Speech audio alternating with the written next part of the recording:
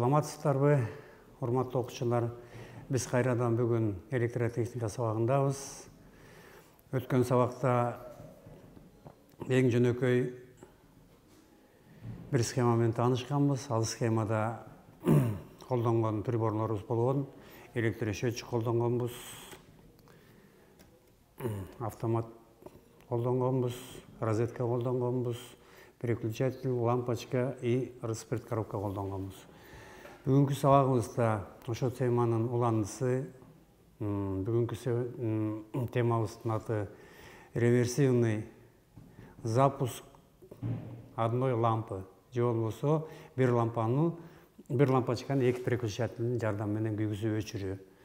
Азыр өзүңүздөр билесиздер, көбүнчө элдер ушул темада көп кызыгышат, көп сурашат. Бир лампочканы эки переключателдин жардамы менен кантип күйгүзүп өчүрөбүз деп. Эмесе ошо бир лампочканы эки переключателдин жардамы менен кантип күйгүзүп өчүрөбүз, ошо экинин схемасын чийип, иш жүзүндө кандай аткарылат, ошол жөнүндө сиздерге кыскача маалымат берейин. Анда эмесе биз муну сиздерге биринчи доскадан схемасын көрсөтөйүн, андан кийин практика жүзүндө столдун үстүндө макеттерден жасап ишке келтиребиз. Эмесе схеманы баштайбыз. Өзүңүздөргө белгилүү, схемада электросчетчикти тартып алабыз, мындай берилет. Ар бир схемадан карасак, ушундай эмблеманы көрсөк, электросчетчик бар экенин билебиз баарыбыз. Бул электросчетчик. Андан кийин бизге түшүнүктүү болуш үчүн распред коробканы тартып алабыз. Распред коробка. Негизи распред коробка чоң схемаларда, стандарт схемаларда распред коробка берилбейт. Биз бүгүн үйрөнүп аткан себебине байланыштуу. Мен силерге азыр распред коробканын сүрөтүн тартып койдум. Ошонун ичинен схеманы чогултабыз. Мынакей, эмесе схеманы баштайлы. Биринчиден, однофазный электросчетчик. Биз муну иштетиш үчүн бизге обязательно ток керек. Токту өзүңүздөр билесиздер. Оформление электросхемада мындай берилет. Могу переменный ток 220 вольт. Мунус 0, мунус фаза, мунус 0. Бу жерден фазный провод тап келебиз. Схема боюнча электросчетчиктин биринчи көзөкчөсүнө киргизебиз. То есть бу жерден электросчетчикке ток кирди деген схема стрелка турат. Анда нулевой проводду алабыз, алып келип туруп, үчүнчү көзөкчөгө алып киребиз. Мынакей. Үчүнчү көзөкчө. Бу жерден ток кирди. Бу жерден азыр электросчетчик биздики иштеди.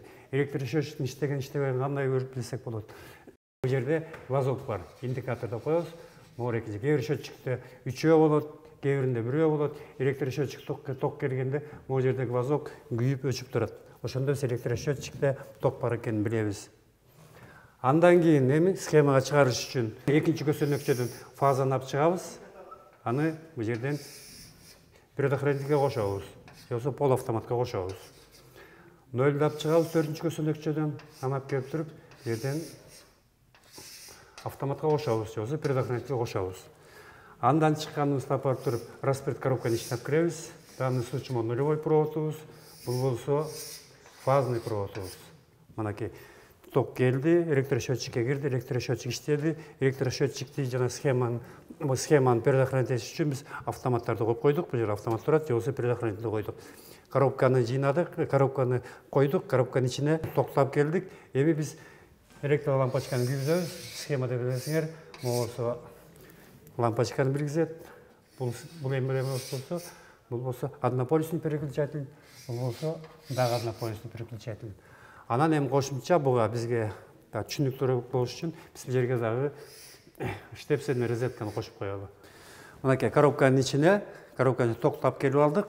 Андан кийин биз азыр ишке киргизиш үчүн нерселерибиз: переключатель однополюсный, экинчи переключатель бир полюстуу, андан кийин штепсельный розетка бир полюстуу, андан кийин электролампа кадимкидей эле. Эми ушуну биз ишке киргизиш үчүн биринчиден биз розетканы кошуп алсак, баягы ыңгайлык болот. Розеткага мисалы фазаны алып барабыз, нолду да алып барабыз. Мынакей. Бул розетка уже ишке кирип турат.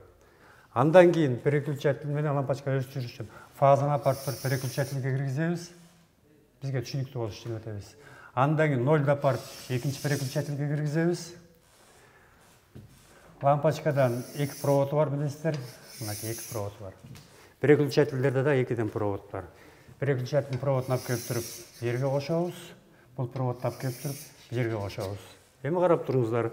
Эгерде азыр мен переключательди күйгүзсөм, замкать этсек, ток өтөт лампочка аркылуу. Лампочкадан өтөт, переключательге барат, кайра бияка келет. Эгерде бизге өчүрүш керек болуп калса, бул переключательди өчүрүп койсок, разымкать этсек, бул өчүп калат. И кайра күйгүзүп койсок, лампочка күйөт. Демек, эки переключательдин жардамы менен, экинчи переключательдин жардамы менен бир лампочканы өчүрүп күйгүзсөк болот экен. Ошол эки схеманы азыр мынакей макеттин үстүнөн сизге сиздерге иш жүзүндө көрсөтүп берем. Доскага чийилген схема боюнча азыр бул жерден биз өзүбүз чогултабыз. Аны үчүн биз айтканбыз, однофазный электросчетчик керек деп айтканбыз. Предохранитель керек деп айтканбыз, полуавтоматический переключатель бакта турат, распред коробка турат, мынакей штепсельный розеткабыз турат, переключатель турат, дагы бир переключатель турат, андан кийин лампочкабыз турат. Ошол лампочканы эми проводдордун жардамы менен сиздерге кошуп иштетип бергенге аракет кылабыз. Сиздер менен чогуу. Бизге однофазный электросчетчик керек. Ал электросчетчикти биринчи коердон мурун иштейби, аны биз билип алышыбыз керек. Негизи эле дүкөндөн сатып алганда электросчетчик өзү мондай госстандарт өзүнүн пломбосу менен келет. Могу пломбасы обязательно болуш керек. Бул пломба болбосо болбойт.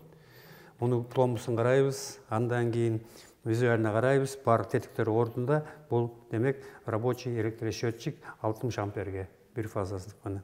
Так, эми жана айтканбыз, фазный нулевой провод деген 2 провод деп. Данный случай азыркы моментте мынакей фазный проводубузду кызыл кылдык, нулевой проводду көк кылдык. Схемабызда көрсөтүлгөндөй биринчи көзөмөкчөсүнө фазаны киргизебиз дегенбиз. Проводду арчып алабыз, узунураак кылып, 1-2 сантиметрдей кылып. Счетчиктап, проводду алып келип туруп, счетчиктин көзөмөкчөсүнө киргизебиз. Бул жерден эметчи жери бар. Могу жерден изоляциясы, проводдун изоляциясы, мына могу изоляция. Могу жерден көрүнүп да калбаш керек. И ар жака кысканда, биякта эки провод эменин зажимдин ортосунда кысылып калбаш керек. Именно ошо проводду тиги жерге коюп бекитишибиз керек. Мынакей ичинде эки бурамасы болот. Мында бекитип алабыз. Мынакей бекиди. Андан кийин нулевой проводун алабыз. Жана айтканбыз, үчүнчү көзөмөкчөсүнө киргизебиз деп. Муну дагы 2 сантиметрден кем эмес арчып алабыз. Андан кийин аягына чейин киргизебиз. Мынакей көрдүңүздөрбү? Могу жерден изоляциясы. Бияктан чыгып көрүнгөн жок и ар жака эки зажимдин ортосунда калган жок. Анда бул жерде эки бурамасы бар. Мынакей мындай кылып туруп бекитебиз. Мынакей, андан экинчисин бекитебиз. Мынакей. Экинчисин бекиттик. Азыр эми бизде данный случай электросчетчигибизде ток бар. Ток бар жок экенин, мына могу жерде жана айтканбыз, глазок бар деп. Могу жерде глазок бар, ушул жерде могу глазок күйүп өчүп турат. То есть могу жерде электр энергиясы бар. Эми ушуну схемабыз боюнча коштук дегенбиз, автомат кошо предохранитель коебуз дегенбиз. Предохранительдин ордунда азыр данный время полуавтоматический переключатель бар, 25 амперлик. Ошону кошобуз. Экинчи көзөмөкчөсүнөн электросчетчиктен чыгат дегенбиз. Мынакей кызыл проводду алдык, фазнайды. Алып туруп биринчиден автоматты алабыз, автоматка бекитебиз. Автоматка бекитип атканда дагы проводду 1,5-2 сантиметрдей арчыйбыз. Аны киргизебиз. Полуавтоматический переключательди кошуп атканда дагы ошо эрежелерди сактайбыз. Арчуу проводду 2 сантиметрдей арчыйбыз. Аны до конца эмесинде зажимына чейин киргизебиз. Бул жерден карайбыз, изоляциясы ар жагына кирип экөөнүн ортосунда кыпчылып калбаш керек, и бер жакка да чыгып калбаш керек. Могу ошондой положение коебуз да, мынакей автоматты бекитебиз. Бекитип алгандан кийин электросчетчик схемабыз боюнча экинчи көзөмөкчөсүнө выход деп айтканбыз да. Ошо выходун апарып туруп фазный проводду алып киребиз. Муну дагы көрдүңүздөр, мынакей изоляциясы ар жакка кирип ортодо калган жок, и бер жакка чыгып көрүнүп калган жок. Ушул положенияда мынакей бекитебиз. Мынакей ичинде айтканбыз, эки бекитиш бурамасы бар, эки бекитиш бурамасы менен бекитебиз. Мынакей бекитип койдук. Андан кийин үчүнчүсүн бекиткенбиз, өзүңүздөр билесиз. Үчүнчүсүнөн кайра автоматка алып келип кошобуз. Үчүнчүсүн кошкондо экинчи автоматка проводдун башын 1,5-2 сантиметр арчып алабыз. Аны зажимдин ортосуна киргизебиз. Киргизгенден жанагындай эле изоляциясы зажимда кыпчылып калбаш керек, и проводдун голый жери бияка чыгып калбаш керек. Ошо эрежени сактайбыз да, бияка бекитебиз. Андан кийин эле ошо эрекини 4-ші көсөнөкчөсүн алып киребиз. Мынакей 4-ші көсөнөкчөсүн алып кирип, бул жерден акырын мындай кылабыз. Мынакей көрдүңүздөрбү? Изоляциясы кыпчылып калган жок, и бер жака чыгып калган жок. Анан муну бекитебиз. Жанагындай айткандай, эки бекитүүчү бурамасы бар, эки бекитүүчү бурамасы менен бекитип койдук. Мынакей. Бекиттик. Мынакей, счетчик менен автоматыбыз, то есть предохранитель биздики даяр. Эми фаза менен нолду распред коробкага апарабыз. Мынакей. Бул жерде да проводду алабыз. Эки проводду, бул жерден кызыл көк провод менен иштеп атабыз. Кызыл проводду автоматтан алып келип туруп, учун арчып алып туруп кошобуз. Бул жерден дагы жанагындай кылып бекитебиз. 1,5-2 см ачып алып туруп коебуз. Көрдүңүздөр, бул жерде мынакей. Самый главный изоляция экөөнүн ортосунда калган жок.